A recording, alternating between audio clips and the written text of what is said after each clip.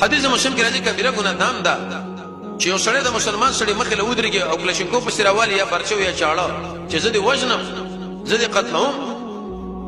زه دې وسلالوم او پرېږدم دې نه او لیکن دا حرکت ورسره نه کوي خو صرف اس یېروي محمد رسول الله فرمایي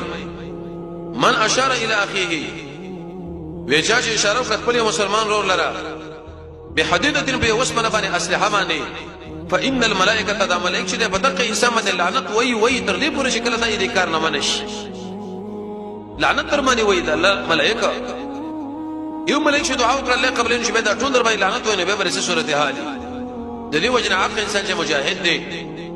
د الله رب العزت د دین لپاره د الله د قانون د اوچتوالي لپاره د خپل سر او مال نه تیر دی کبل سړی عاجزي کوي کني کې دا سړی په طریقه ول سره عاجزي وکړي د څه شکل کې چې مخه له ونه درېږي چې مؤمن ته ویریږي اسلحه د شابه په برشه طریقه باندې راونه باسي چې مؤمن سره ته ویریږي ذکر رسول الله فرمایي من اشار الى اخيه چې مسلمان سره چې هغه لایق دي نه او تا په دې اسلحه باندې ویرو رب العالمین ملائکه ته باندې لعنت وی لعنت تر څو پورې چې ته دغه نه منشوي دی دا کبیره ګناه ده